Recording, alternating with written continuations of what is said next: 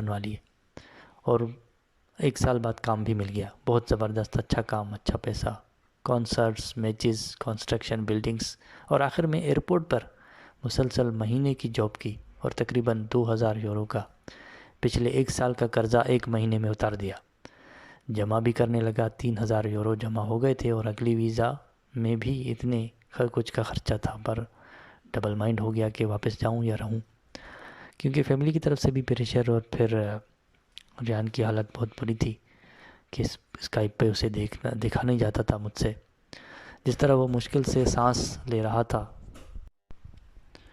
आखिर सोचा वापस जाकर जॉब तो कोई करूँगा नहीं, क्योंकि वही ज़मीनें छोड़ के तो बाहर संभालूंगा, आया। पर वही जॉब करनी पड़ी।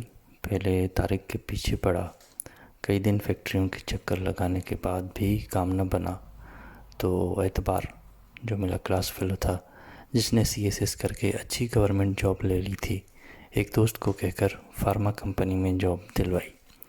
कुछ अरसे मज़दूर रहकर मुझे ऊपर ऑफिस में डिस्ट्रीब्यूटर्स क्लेम हैंडलर का काम सौंपा गया। सुकून से AC में कंप्यूटर पर काम करने लगा। उसी दौरान एक खार टोले की किताब पावर ऑफ नाउ पढ़ने के साथ साथ आहिस्ता आहिस्ता उसकी प्रिंट भी निकाल ली, किसी दोस्त को गिफ्ट करने के लिए। मैं पाकिस्तान के माहौल, लोगों की सोच, रवैयों और रस्मों से करता रहा कि कहाँ जन्नत छोड़ के जहन्नुम आ गया हूँ, कहाँ आसमान से ज़मीन पर आ गया हूँ, कहाँ बाग छोड़ के कीचड़ में आ गया हूँ। फिर से आइल्स की तैयारी की, इस बार ख़ुद से की और वही 6.5 बैंड आया।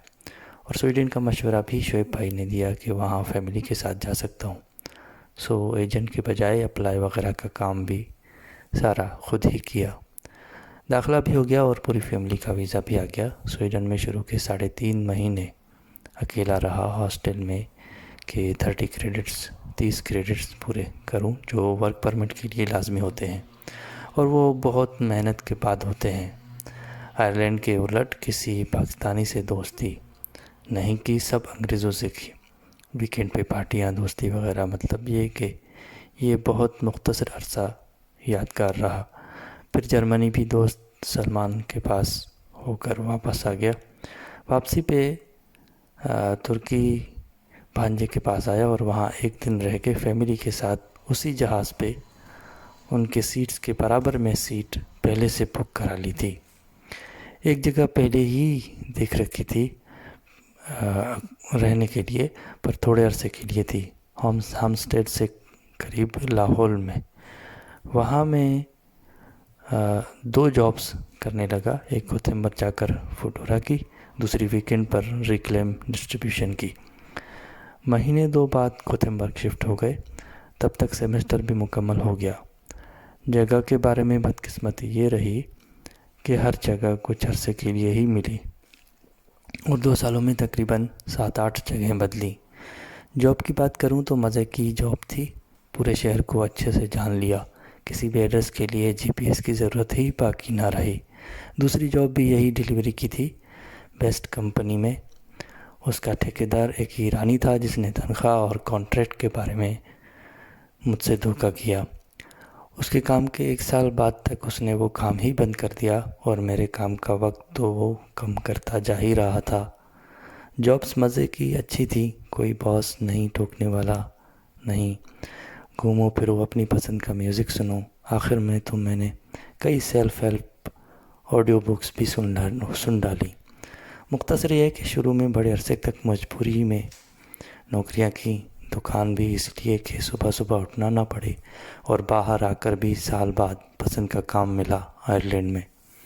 और स्वीडन में तो किसी बोरिंग या मुश्किल या देसियों के रेस्टोरेंट या दुकानों पर काम करने की नौबत ही नहीं आई। तालीम के बारे में आयरलैंड में भी समझ नहीं आया कि कौन जॉब देगा, पर स्वीडन में मैं मैनेजमेंट में अच्छा था और अगर फैमिली की वजह से जॉब्स ना करने पड़ते तो कहीं इंटर्नशिप की भी उम्मीद बिल्कुल थी, पर 1 साल ही मुकम्मल कर पाया। थीसिस आयरलैंड में भी न कर सका, पोस्ट ग्रेजुएट डिप्लोमा की डिग्री मिली और स्वीडन में इंडस्ट्रियल मैनेजमेंट में मास्टर्स था, जो नामुकम्मल है। किताबें पढ़ने, आर्ट फिल्म देखने, घूमने, म्यूज़िक, क्लासिकल तज्ज़ियात सुनने का बहुत शौक़ है। कुछ अरसे से लिखना शुरू किया है, जिसमें से एक तहरीर ये है किसी और मौजू पर फिर तहरीर के साथ हाज़िर होऊंगा। बहुत कुछ है बताने को। मेरा माजी बहुत ट्रेजिक और बहुत शानदार एक तरह से रहा है, और ज़िंदगी गुजारते हुए अक्सर जहन से निकलता है ज़िंदगी कितनी अजीब व हसीन है। इसीलिए मैंने अपनी फिल्मों के बारे में फेसबुक पेज का नाम पहले द टेस्ट ज़िंदगी कितनी हसीन है रखा था, अब मूवीज़ का मवाली है। बस ज़िंदगी को देखने का मैंने अपना एक नज़रिया है।